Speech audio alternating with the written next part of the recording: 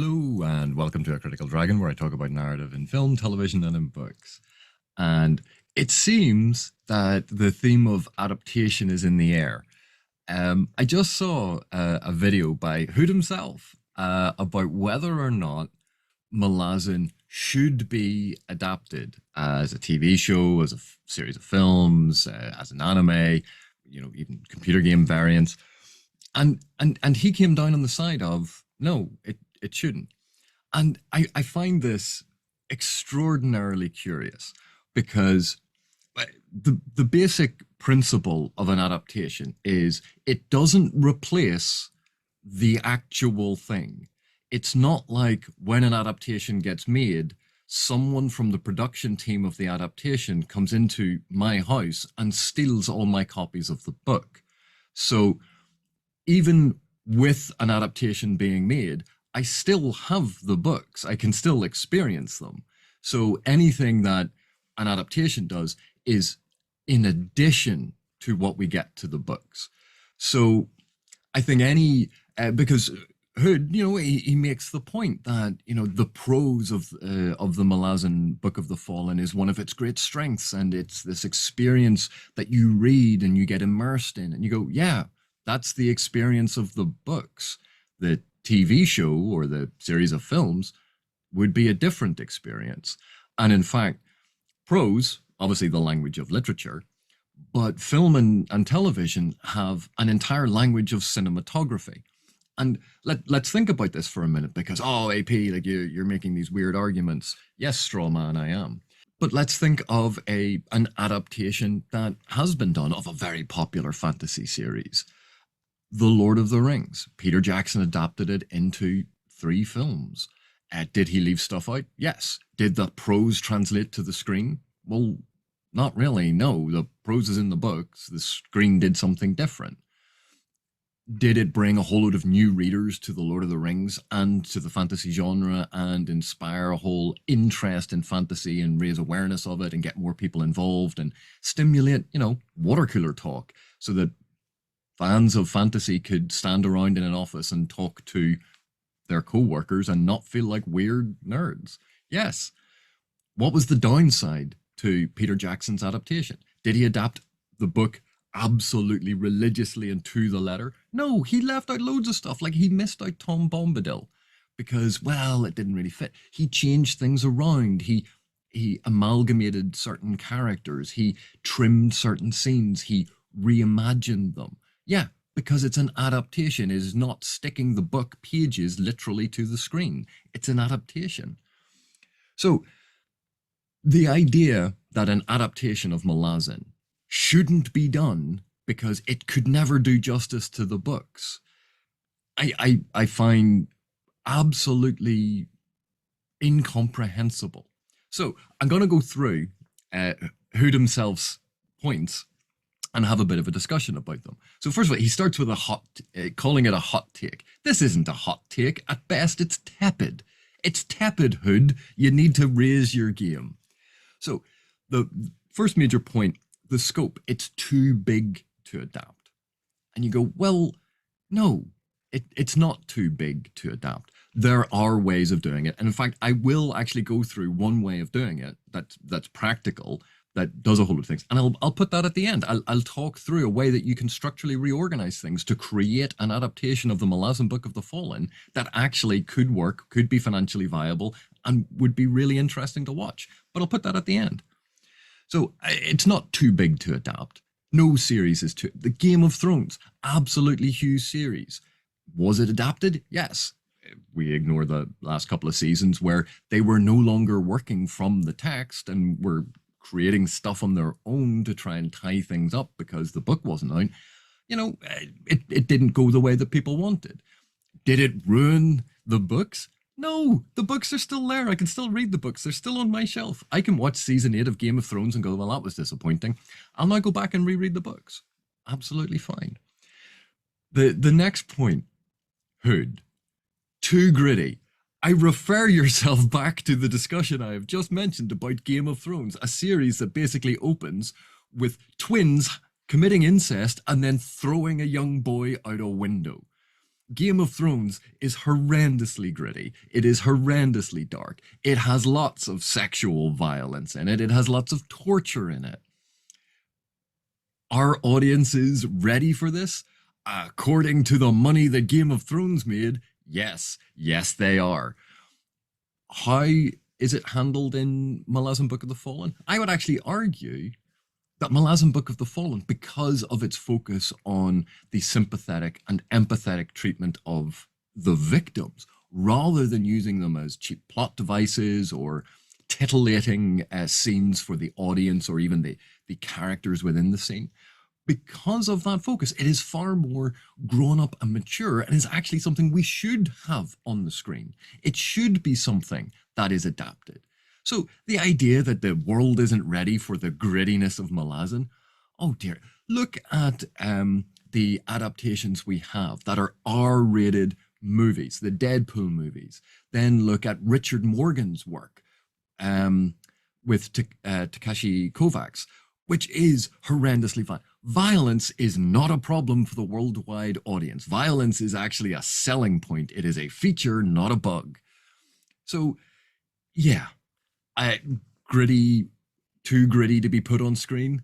Absolutely not. There's far grittier stuff and darker stuff out there. A criticism that the world isn't ready for a series that is perhaps critical of capitalism. You know, it's not like Hollywood has produced a whole load of award-winning or popular films that, you know, criticize and take critiques of capitalism. You know, like The Wolf of Wall Street, the Lego Movie, There Will Be Blood, or even like TV shows like The Boys, which is a hyper criticism of capitalism. You know, no one would watch any of those because the world isn't ready, particularly America isn't ready for, you know, a look at what the dark side of capitalism is. You know, it's not that we haven't been doing it since the 1980s.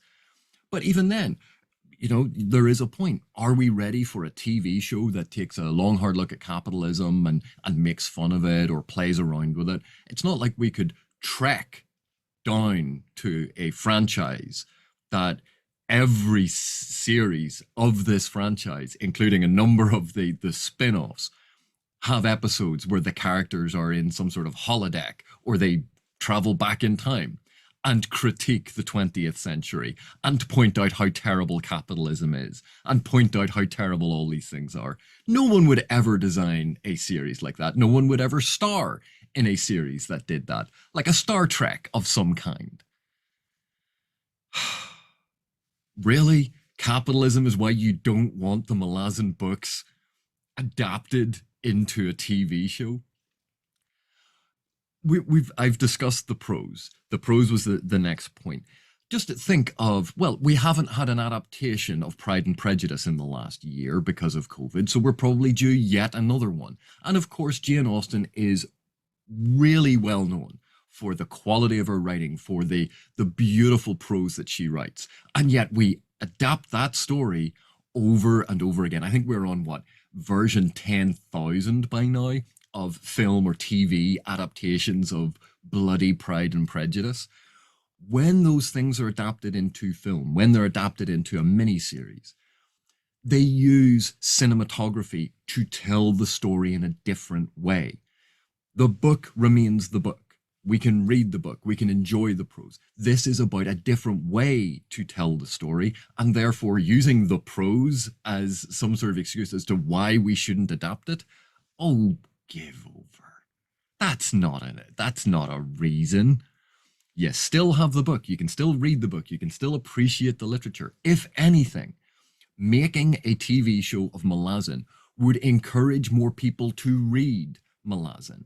And not only that, they would, because if it became popular in any way, we would get merchandise. We would get official merchandise. We'd get Animander Rake toys. We'd get a version of Dragnipur that we can hang up on the wall. We'd get all of the bridge burners as Funko Pops. There would just be stuff that we could get our dirty little mitts on and buy the official merchandise for the Malazan Book of the Fallen. We could have coasters, we could have t-shirts, we could have baseball caps. There is no downside to an adaptation if it becomes popular because it encourages people to engage. And not only that, if it was made into a TV show and if it became popular, all of us that have read the Malazan Book of the Fallen before the TV show get to be those people going, well, I liked Malazan before it was cool. Oh, you like that episode? Where do you see what's coming up later on in the series? Oh, you think that character's good? You know nothing. Oh, it's just going to be another version of read and find out for anyone doing the series. Like there isn't a downside to there being a TV show. Um, so oh, and the last point. I don't like CGI. I like practical effects. Well, number one, if you look at CGI 20 years ago, if you look at well, actually, let's go and have a look at a bunch of films from 1999 and how they did CGI. Then look at it from 2009, just a 10-year gap, and how they've done CGI.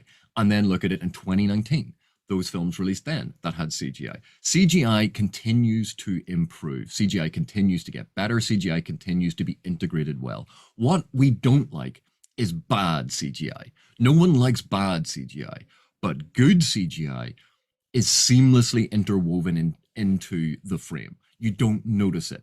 The number of films that you have seen in the past 10 years that you have not noticed a computer generated effect, that you have not noticed that the background was actually an entire green screen and all they had were the props in the front. You didn't notice it because it was done well. CGI can be done incredibly well, and it is getting better every single year. Do I like practical effects? Yeah, a lot of practical effects are so much better. But look at The Witcher. The CGI monster that, was used sparingly because it was CGI. It was expensive and difficult to do. Looked a lot better than the practical effect when Geralt gets knocked out, going to try and find the elf that was up in the mountain by the weird goat creature thing. That practical effect looked a bit rubbish. Do I care? It looked a bit rubbish? No, I really enjoyed The Witcher. I think it's great. Some of the CGI in that is actually really good. Some of it, a bit ropey. Does it ruin my experience of the Witcher books? No, I still like the Witcher books. I still read the Witcher books.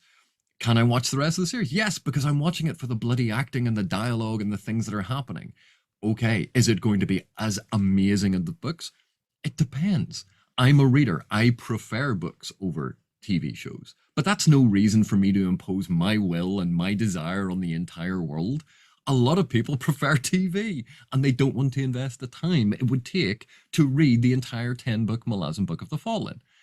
Watching a TV show, they can do that because it'll be weekly, or if it's released on a season basis, that then they can sit down and they can binge watch a couple of episodes. Think of Game of Thrones. Think of what Game of Thrones, the TV adaptation, did for the popularity of fantasy, for the popularity of George R. R. Martin's writing, and for all of the discussions and opportunities that have arisen for fantasy stories to be told, to encourage new authors. There isn't a downside to the adaptation. So let's talk about this series is too big and there's no way you could adapt it. Number one, doing a 10-book series, it has the added advantage of being complete, but there is a beginning and an end. There is no season 8 where, oh no, the book hasn't been published yet. It's all there. And not only that, you have the 10-book Malazan Book of the Fallen. You have ostensibly a prequel series in The Path to Ascendancy by Ian C. Esselmont. You have standalone or interweaving narratives that can be found in the novels of the Malazan Empire by Ian C. Esselmont. So you could do a series and then a feature, because you could have the Malazan Book of the Fallen as the TV show, and you could have feature films of major elements from the novels of the Malazan Empire. How cool would that be? You could have the prequel show, the spin-off prequel show. It's already written. You just need people to adapt Ian C. Esselmont's trilogy. It's already there, and it could go all the way up to Night of Knives. There's a whole arc already developed. Isn't that cool? And if you think of what they're doing with Game of Thrones and the spin-offs of that, right, well, now we're going to try and write all these things. And yes, George R. R. Martin has given us bits and pieces of it, but we'll try and put it together. You go, here, the two authors have already done all of that work. It's already there. It just has to be adapted. So there's number one. That's a big selling point of why we should do this. We actually have complete narratives to work with. So it is far less likely that the show won't be good. Number two, is it too epic in scope? Because there are a lot of moving threads, or there are a lot of different plot things interweaving. And you go, yeah, there are. So when you talk about adaptation, you talk about what are you going to trim away? What are you going to focus on? And one of the ways of doing this is if you take Gardens of the Moon and Memories of Ice and put them back to back. So books 1 and book 3, and you run them back to back as seasons 1 and 2. Then you focus on, and bear with me, this is going to sound a bit strange, you focus on 3 major point of view characters in season 1. You have Ganos Perrin, that whole plot thread, because Ganos is connected to the Malazan army and the stuff with Lorne. All of that through season 1, and would then carry on into season 2, Memories of Ice. The second character that you concentrate on would be Crocus, because you take Crocus and a lot of his scenes in Darujistan, you start showing earlier than they occur in the book, because you don't have to film in the sequence of the book. The plot of the book can be different to the plot of an adaptation. You can resequence things. And so you draw a direct comparison between Crocus and Perrin, and how Crocus, the young thief, we see a couple of bits and pieces of him younger, and then we see him when he's joined up with Krupp and the Darujistan crew. You go, that can be mirrored in what Perrin does, of initially that scene of wading through all of the dead bodies, being recruited by Lorne, and then we see him now as a military officer. We can mirror those two things, and that actually is a nice plot thread all the way through that we can bounce between. The controversial aspect, I would suggest, is the third thread is actually Tavor. Tavor, you say, strange straw man that I am now arguing with to give me someone to talk to. Yes, Tavor. And this is where it would be a radical departure from the structure and some of the stuff that is done in the novels. Because what we can do with TV, what we can do with a TV show, is we can change the way that viewers interact. So Tavor, we can now tell that story. It'll be something new for readers. It's all going to be new to a viewer who'd never read the show, never read the books.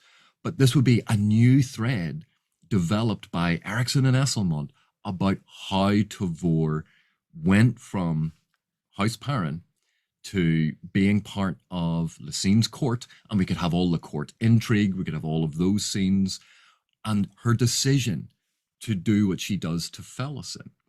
And depending on how they did it, they could show that every time Tavor was in public, she was stony-faced, she was very, very cold.